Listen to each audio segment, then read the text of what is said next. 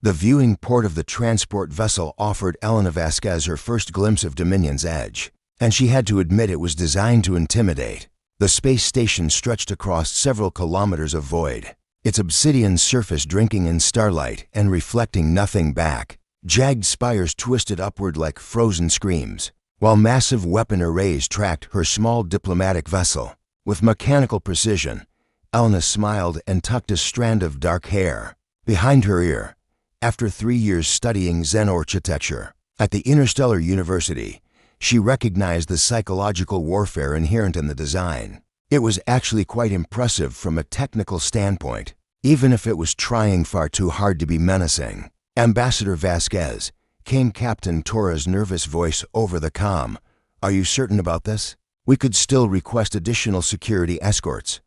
"Thank you, Captain, but no," Elena replied, adjusting her simple navy blazer. "Sometimes, the most powerful statement you can make is showing up exactly as you are, without fanfare or fear." When the airlock finally cycled open, Elena stepped into a corridor that seemed designed by someone with a dramatically gothic sensibility.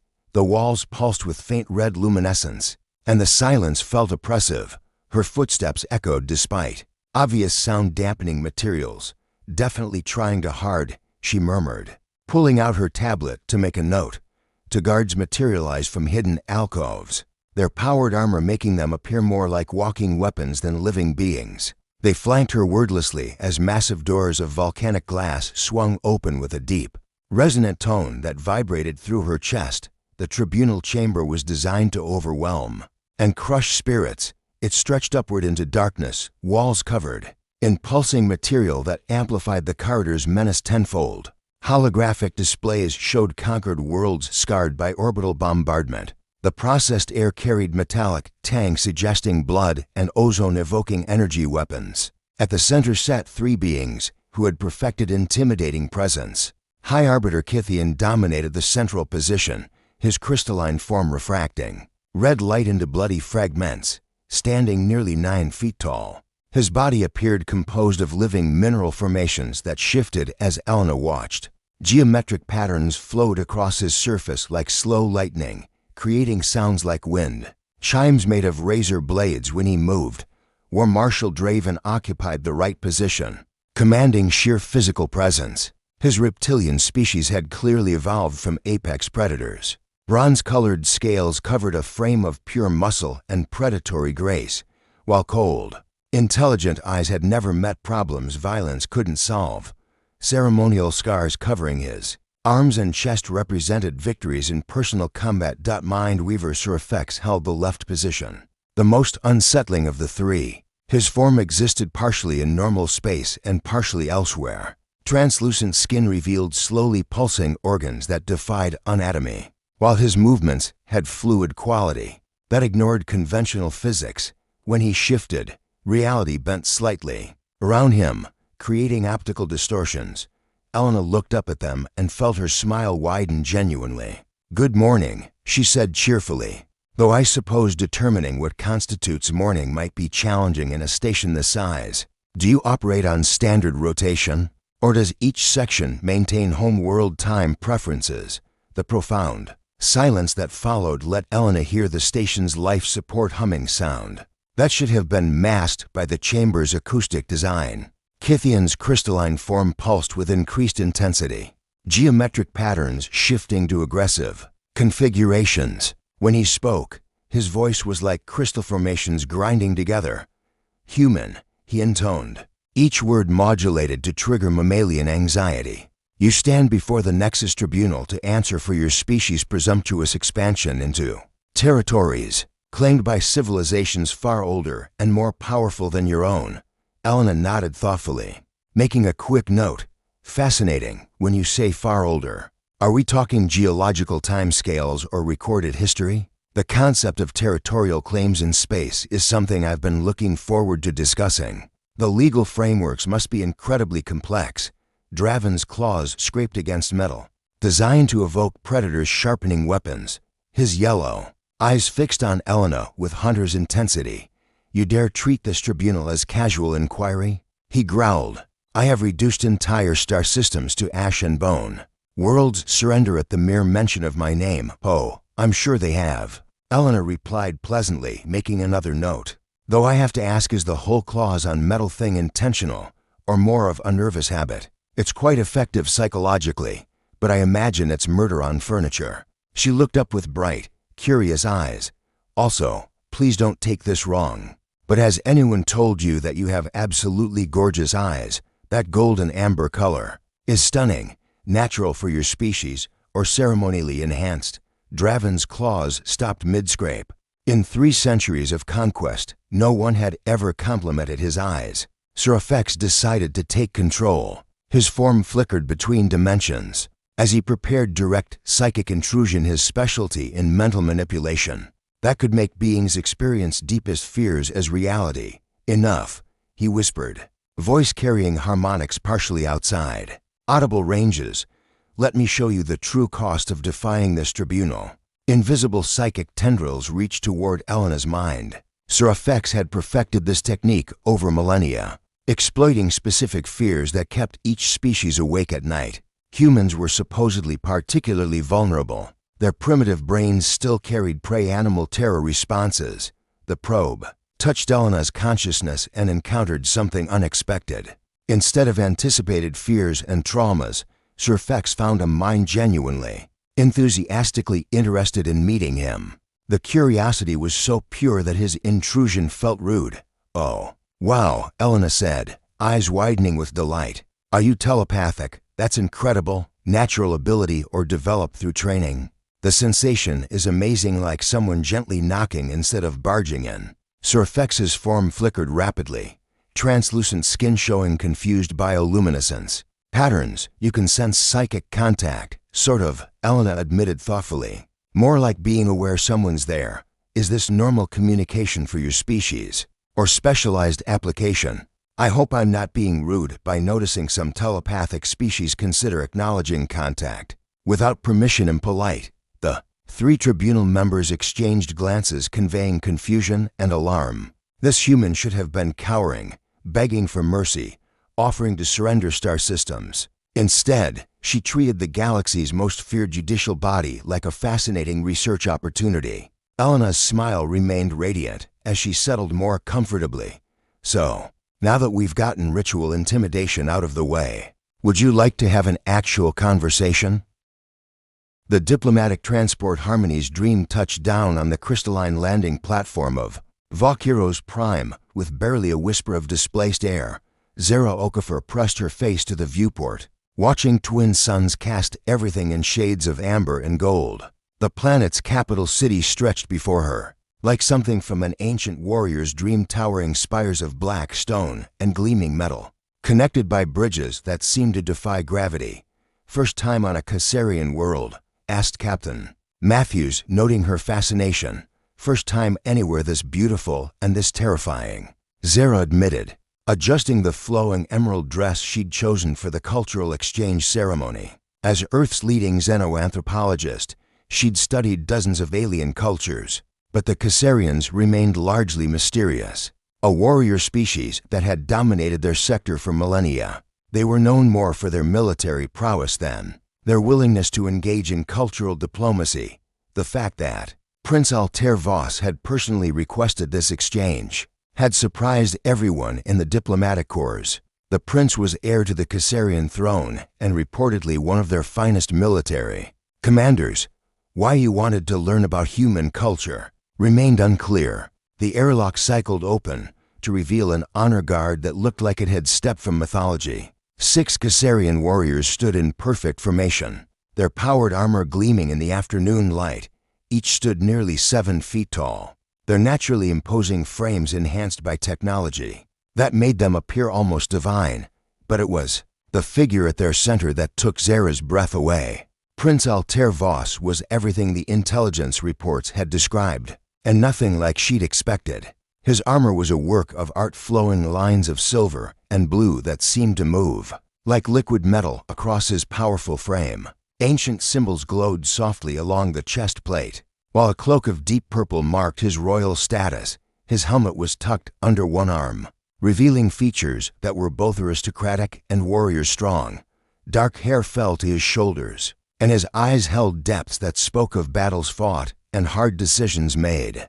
But there was something else in those eyes, something that looked almost like loneliness. "Dr. Okafor," he said, his voice carrying the formal cadence of someone raised in royal protocol. "Welcome to Valkyros Prime. I trust your journey was comfortable."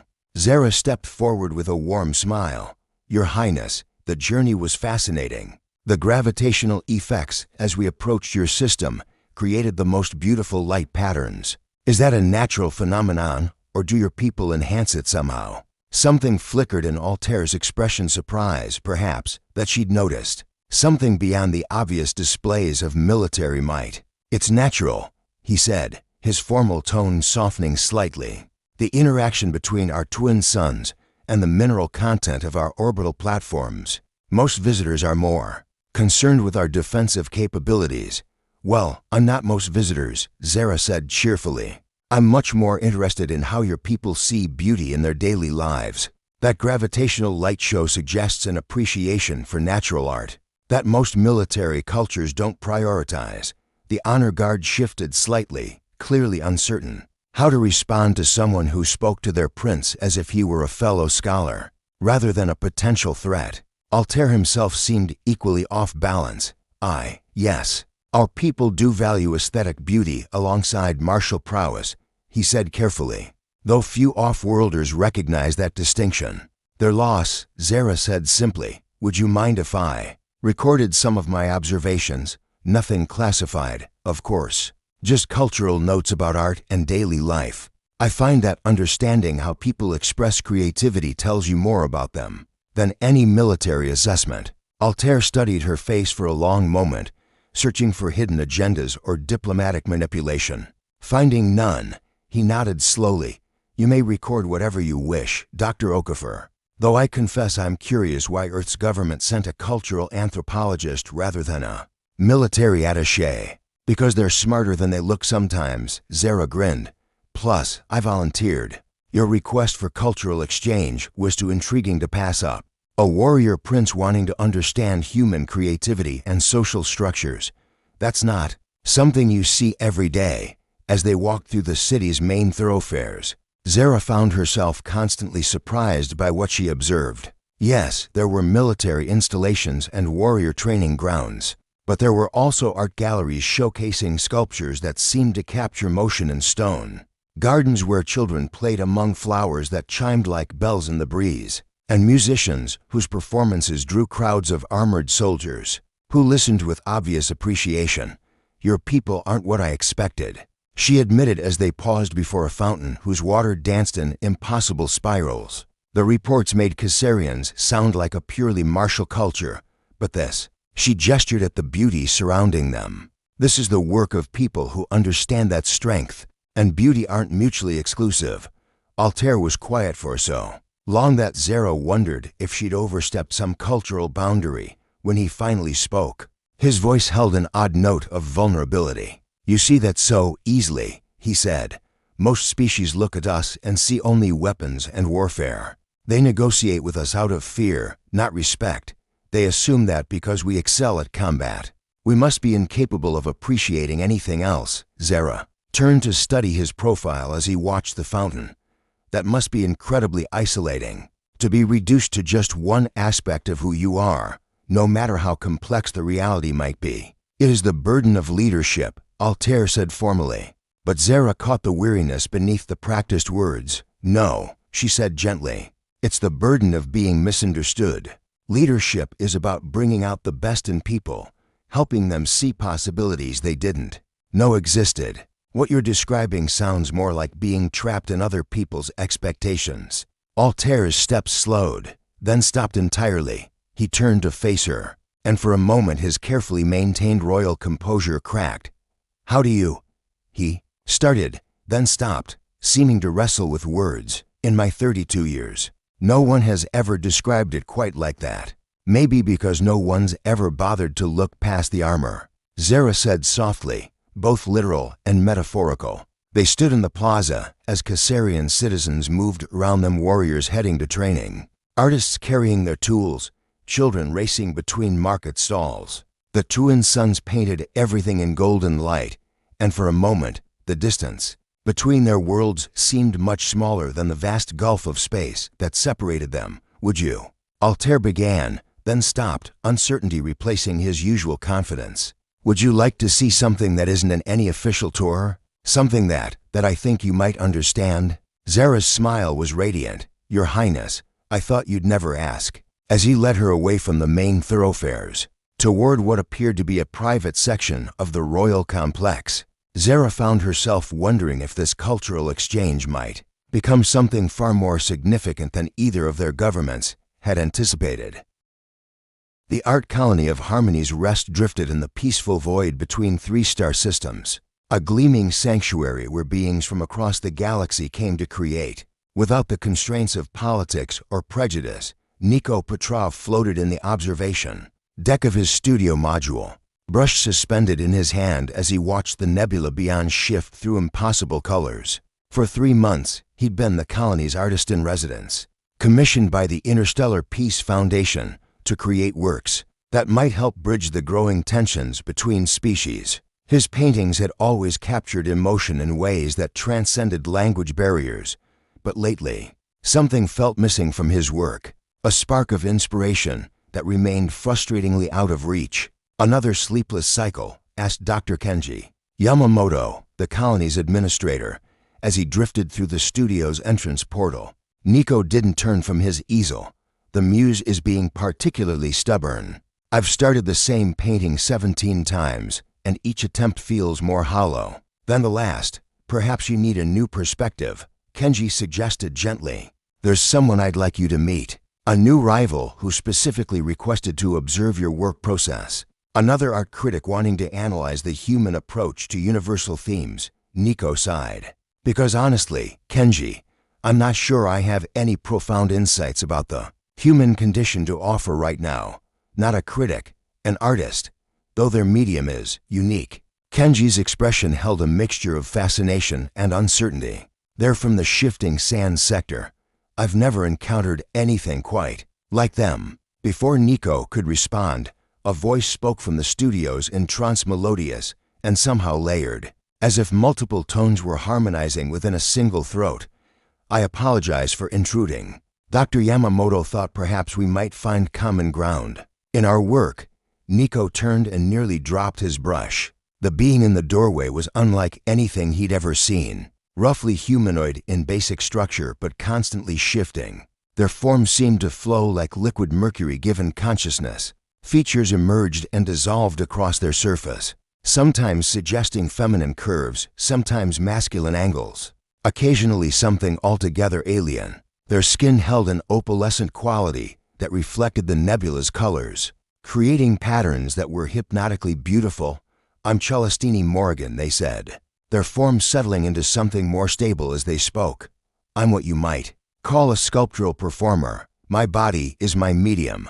Nico found his voice after a moment of stunned silence. That's extraordinary.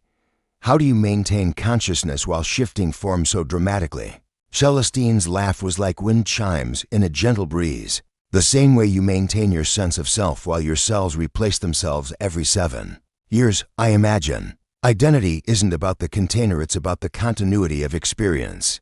They moved into the studio with fluid grace, examining Nico's canvases with obvious interest. Their form continued to shift subtly as they studied each piece, and Nico realized they were unconsciously adapting their shape to better appreciate different perspectives and angles. Your use of color is remarkable, Celestini said. Pausing before a painting of Earth's aurora borealis, you capture not just the visual phenomenon, but the emotion it evokes, the longing, the wonder, the sense of connection to something vast and beautiful. Thank you, Nico said, moving to stand beside them.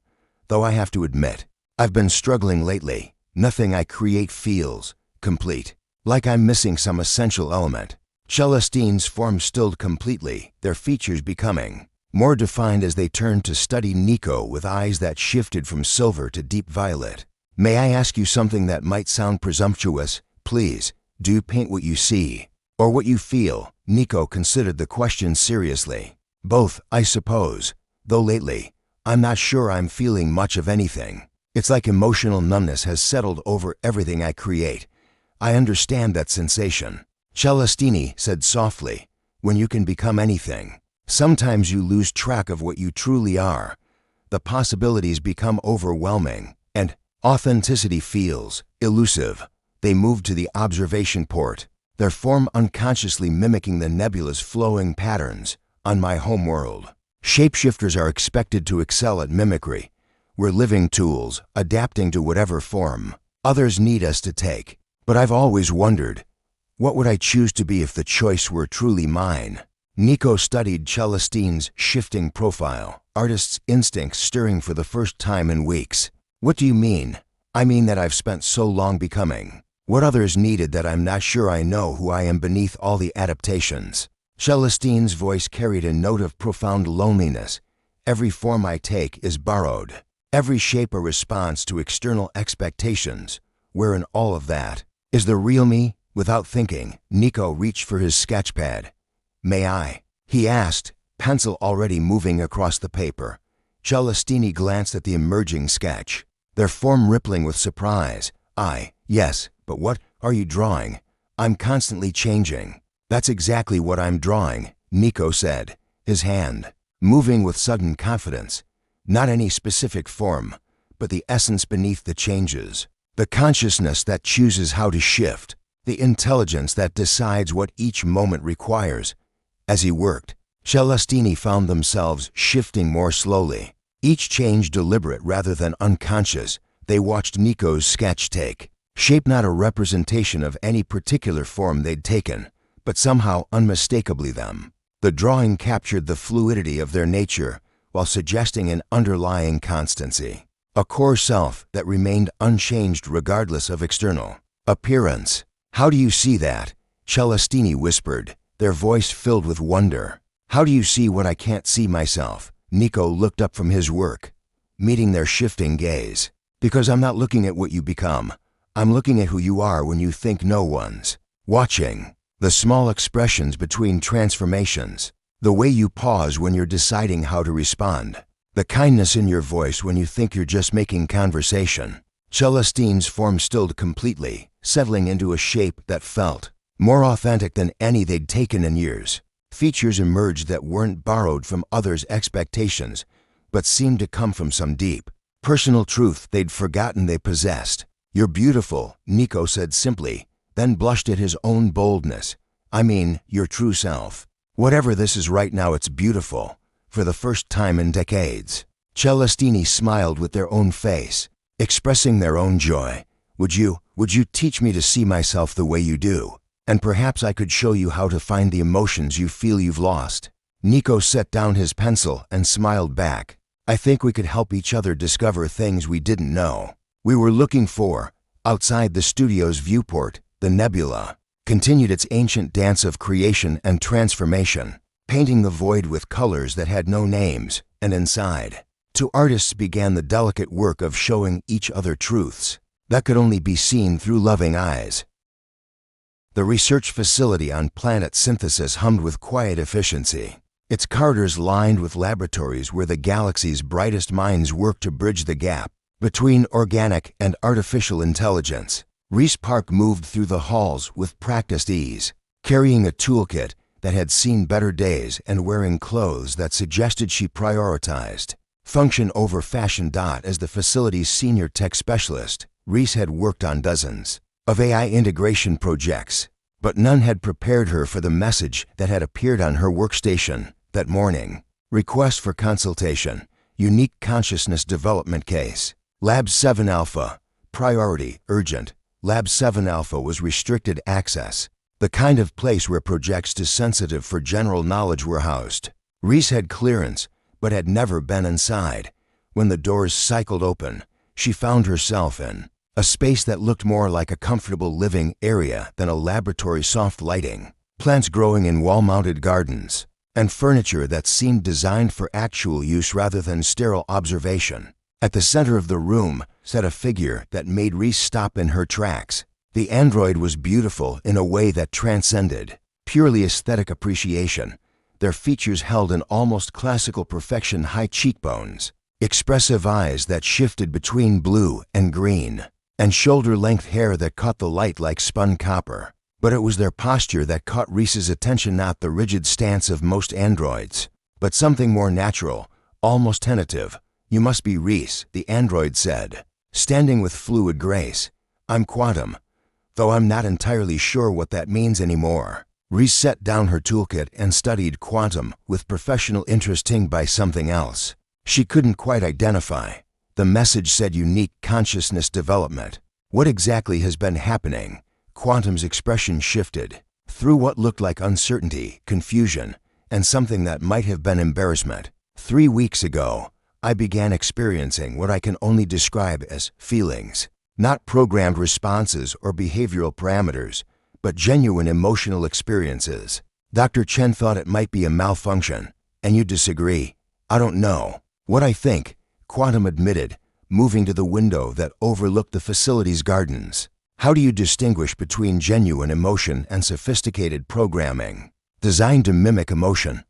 How do you know if what you're experiencing is real?" Reese joined them at the window, noting how Quantum's gaze lingered on a pair of researchers walking together below. "That's actually a pretty profound question. Most humans go their entire lives without really examining whether their emotions are real or just biochemical responses to stimuli." Quantum turned to look at her, and Reese was struck by the depth of intelligence in their eyes.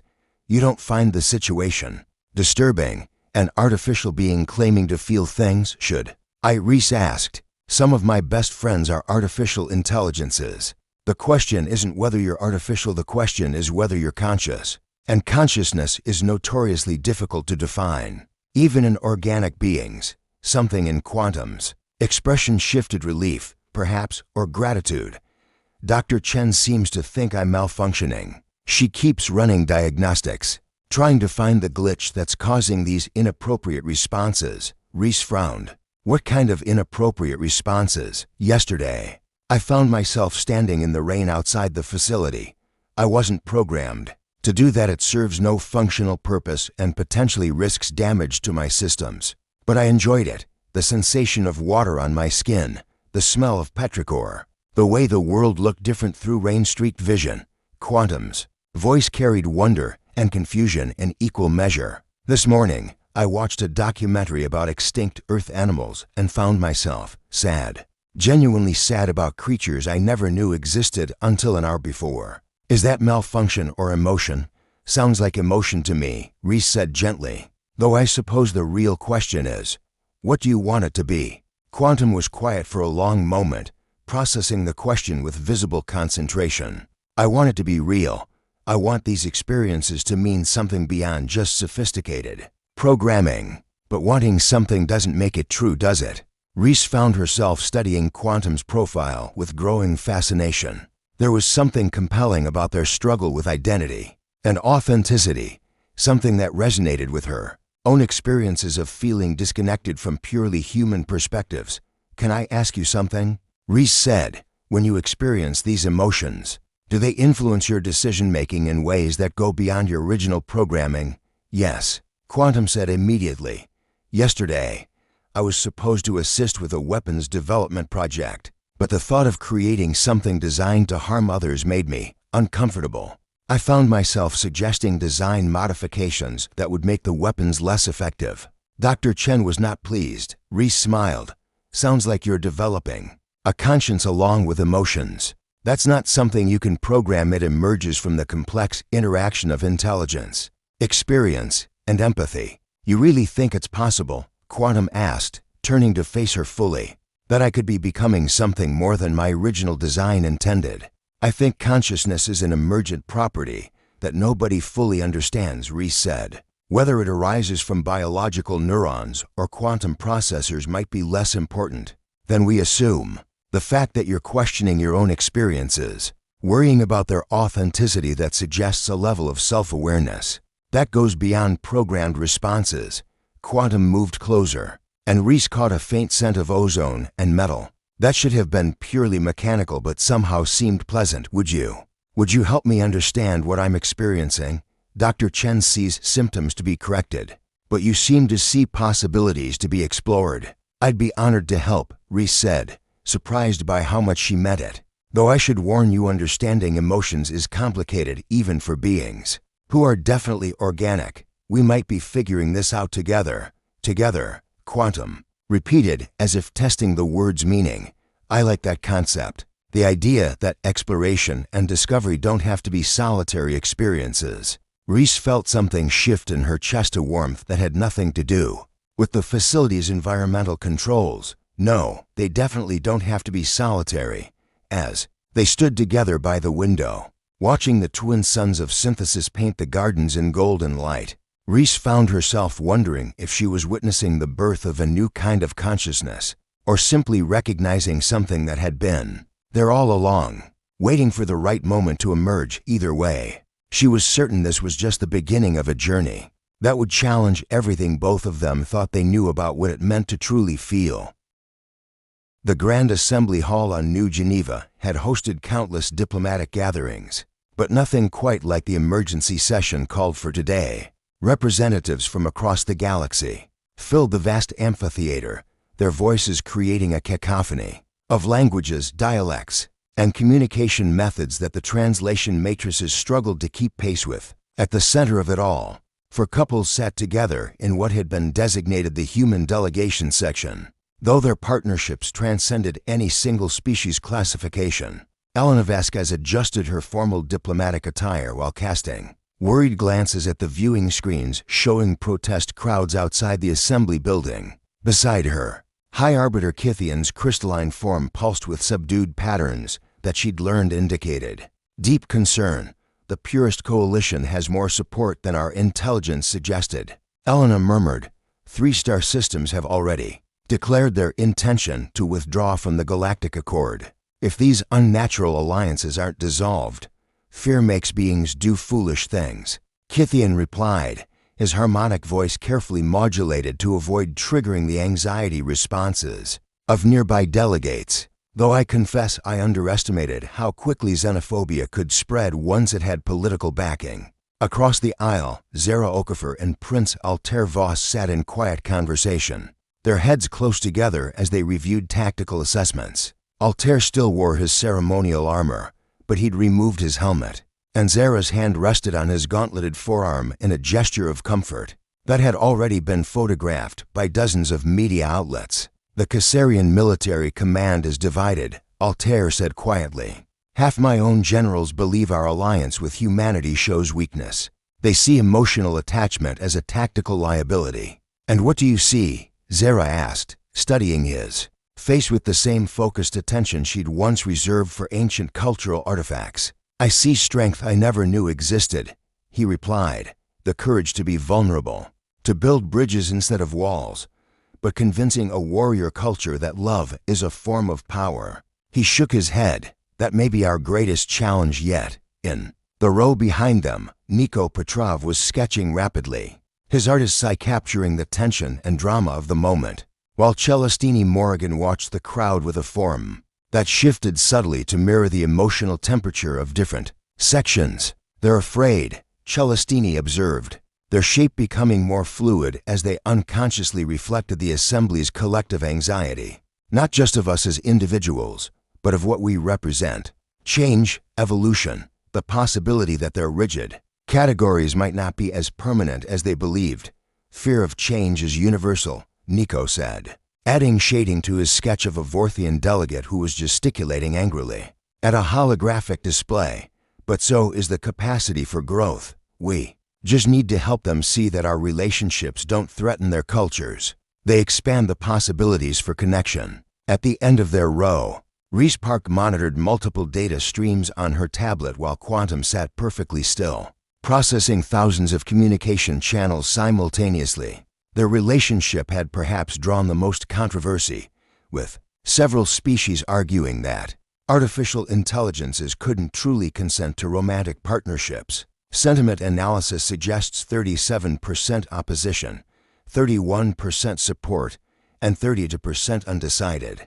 Quantum reported in low tones, though the undecided category shows significant fluctuation based on recent media coverage, which means we have a chance to influence opinion, Reese said. The question is whether we get the opportunity to speak before someone calls for an immediate vote. The Assembly's attention focused as Chancellor Mordain of the Centauri Republic called for order. The ancient being's voice carried the authority of someone who had mediated galactic disputes for over 2 centuries. We are here to address a matter that strikes at the heart of interspecies relations, Mordain announced. The emergence of romantic partnerships between humans and non-human species has created unprecedented legal, cultural, and political challenges. Some view these relationships as dangerous precedents that threaten species purity and cultural stability.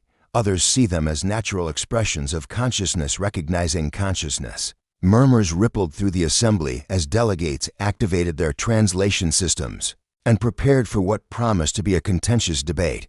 Before we proceed to formal arguments, Mordain continued, the parties directly involved have requested the opportunity to address this body. The floor recognizes Elena Vasquez, speaking for the human delegation. Elena stood with the confidence born of months spent facing down galactic tribunals.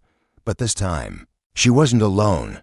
As she walked to the central speaking platform, Kithian rose as well, his crystalline form catching the Assembly's lights and throwing rainbow patterns across the walls. Honored delegates, Elena began, her voice carrying clearly through the vast space. 6 months ago, I entered the Nexus Tribunal expecting to negotiate humanity's place in galactic civilization. What I discovered instead was that our place isn't something to be negotiated, it's something to be lived. She gestured to where her companions sat.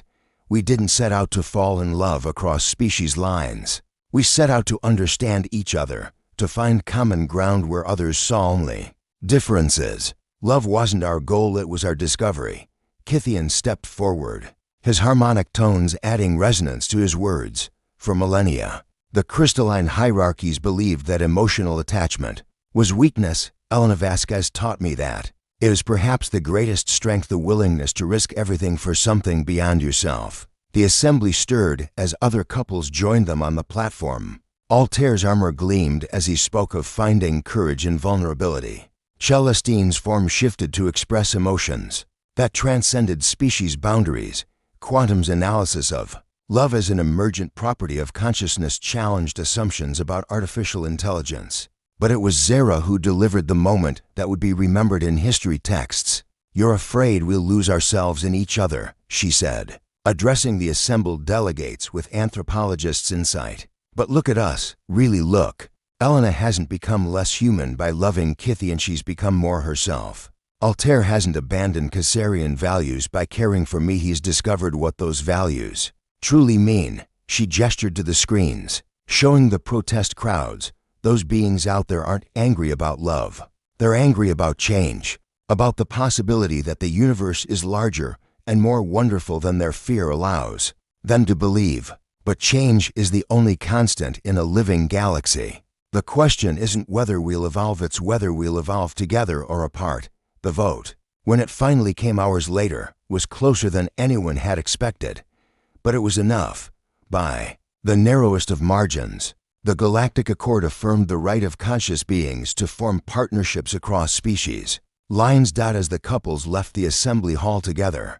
Stepping into the warm evening air of New Geneva, Elena looked up at the stars beginning to appear in the darkening sky. Think we changed anything? She asked. KY the on single quotes as crystalline form pulsed with patterns she'd learned meant contentment. We changed everything, one heart at a time. Above them, the galaxy wheeled in its ancient dance. But for the first time in eons, love had officially become part of the cosmic choreography.